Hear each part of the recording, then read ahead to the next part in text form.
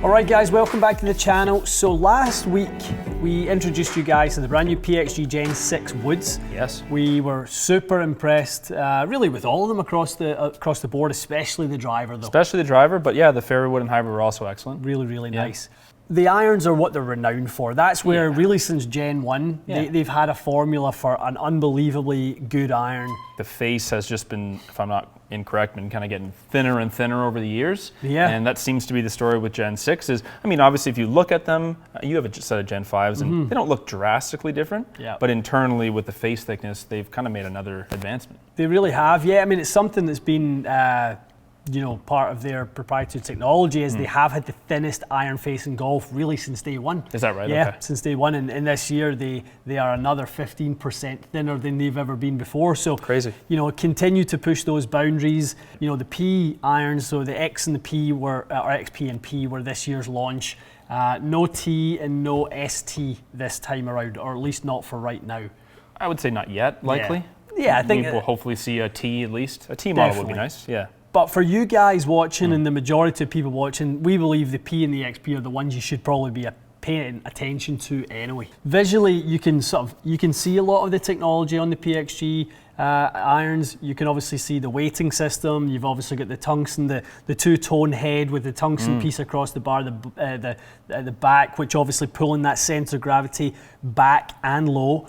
You've got some, you know, technology inside as well though. So you've got the sort of, you know, power bar technology up in here. Yep. So the idea is that sort of power channel, you've got the idea that by just shallowing out the face even more on an already extremely thin face, the power channel effectively creates like a little kind of dive board effect. So you get the tilting of the loft to create more launch while you've got stronger lofts. Which is kind of what Payne did with 430 it really irons. So both of them are kind of excellent in that regard. Definitely. You can see a little bit of kind of some tech up there as well. So the shaping of the back, they do a really nice job, if you can hold it that way, Matty, of just really thinning out that top line. Because it's funny, from the back view, you go, oh, it's been thickened up here, which it has, but then they really bevel it and shave it down. So the top line of these is actually, for the size of the iron, it's really quite nice. Definitely. So, still get the same material on the inside of the iron, the Core 2 technology, which is, you know, very obviously proprietary to them, very unique. Yeah, let's give them a hit. Let's hit them, yeah.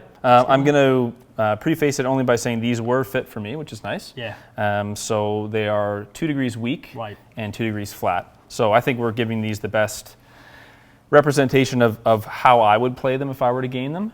That's not to say that if you played them at standard lofts, you'd probably hit them further. But for me, I think the best balanced ball flight is what I was fit to. So not your iron shaft in there. You've got a C taper in there, 130. So that the LS wasn't part of the demo matrix at Scottsdale National. We were down there, but they've given you similar stiff profile, a fraction heavier. Yeah, and to be honest, I hit them really well on the range. It was kind of a no-brainer. Really timed them well. So yeah, looking forward to seeing the numbers. Okay, well let's hit some wedges and let's see what we got. Very nice. Very soft sounding. Oh, and I've got Provia 1X here, which is obviously a firmer ball and feels very soft. Let's hit a little better. So I mean, these I am playing them at 46 degrees, which is where my pitching wedge is, and they got a little extra juice, more ball speed than mine would have.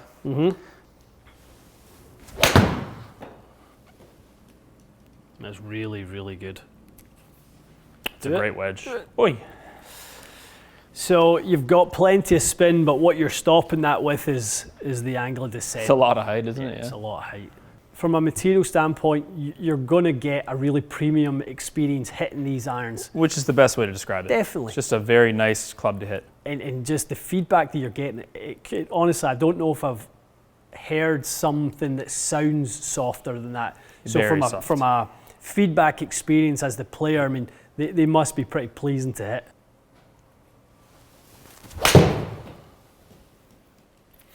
Nice feeling one there. Yeah, I mean, it's really comfortably going to get there. I did not have to swing hard. It's a better hit. Actually, to be honest, very similar. Really similar. Fraction higher it looked like. Yeah, actually it was a worse strike, I lied. But yeah, kind of a little bit and the toe, and it didn't. Yeah, no, it masked it for both of us because I think we both thought that was a bit better. Actually, it turns out it was a fraction lower, and it was a little bit less ball speed and spin because of the toe strike. It's kind of funny. I mean, I have to be honest. I didn't think I towed it. Yeah. It's really good. Roasted. I mean, absolutely roasted. Yeah, I think a little faster. You're really striking this lovely, which is, you know, let's catch a few off center. Right? Sure. Yeah. So we've got some 133 ball speeds and some really, really good stuff. Let's see if we can kind of catch some toe and heel strikes and test this forgiveness that we think is in there. It's off the heel. I mean, it's going to fly 190, 186. Yeah, decent heel strike there. Nothing wrong with that. Nope. Definitely towed it a lot. And look at that. So I mean, 185. 185. So you've clunked one in the heel, you've clunked one in the toe. That was way in the toe. You've done a perfect job of moving. I mean, you were hitting it lovely in the middle. So if we look at those previous two shots, you know, 127, 128. So you've dipped a little bit in ball speed from your 132, 130, 133. Yeah. You've dropped off a little bit, but I mean, if you're hitting into a target at 190 with that, you're not frightened of, you know, a penalty shot going in the water if you've got a forced carry or whatever that may be. No. Looking at your peak height really isn't any significant difference. All right, let's have some fun. See how far we can hit a 4-iron. Roast some 4-irons. That's a good start. That's good. You know what? It actually, it has spin on it. It does. And it's not a negative in any way. It does. Yeah, you're right. The spin is probably the factor we didn't expect, which is what's kind of held us back from being that rocket ball. Yeah, but I mean, it's good though. It's good to see that it's a balanced flight. I love it. Another really well absolute flush. It's going to be really similar to the same carry. I mean, the height I'm getting on this ball is crazy good. So you've retained the same height as your 7-iron. Yeah. You've got same height as your wedge. You're Right. actually higher than your 7-iron.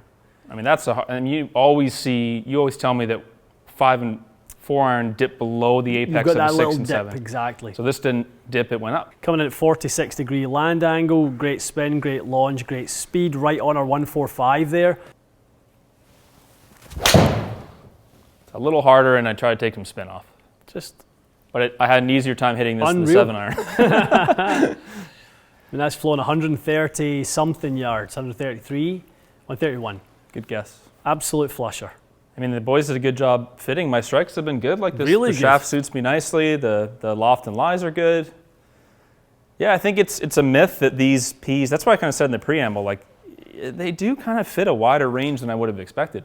I mean, I could play these in my mid to long irons. Well, what the eye opener for us probably this off season has been the two irons that have stood out. Obviously, you loved your Cobras, which is why you're going to play them. But the two other irons that have stood out for you have been G430s. That's so true. And Big irons. 311Ps. And it's a compliment to both designs. G430 is an excellent club that I think a massive amount of people should consider. Mm-hmm. And this is the same. And now that PXG's pricing is a little less bonkers, let's be honest, I do think these are really in the conversation. So very impressed. That was impressive. I mean, that was more impressive than I thought. The iron test would be good. Yeah. But it's kind of felt like the woods where they have something special here. All right, guys. We knew what we were going to get here. It was just a case of showcasing you guys the numbers, the technology. Obviously, you guys have heard a lot of the stories about what is packed inside and around the 0311Ps and XPs and Gen 6. It's just one to go and try. If you do like something that's packed with performance and you do crave a little bit of that softer feel, those two don't often go hand in hand. So you normally have a little bit of a sacrifice of the feel to go with a little bit more of an explosive ball speed story or whatever that might be. What PXG have done so well is just, merge both of those worlds. And I think you guys will really realize that when you get to test them in the bay. So very, very impressed. Good for them. They've done great this year. Yeah. Great stuff. Okay, time for us to get these babies on the course. It's good to do the testing here, but we both have sets of these. Yep. So we need to get in the course and really put them to work. It'll be fun to see these actually in the air. This 4-iron will sneak its way into my first couple rounds. No doubt. I can see that for sure. Too much fun. I love it. Great stuff. Okay, guys, stay tuned for more. We will see you again soon.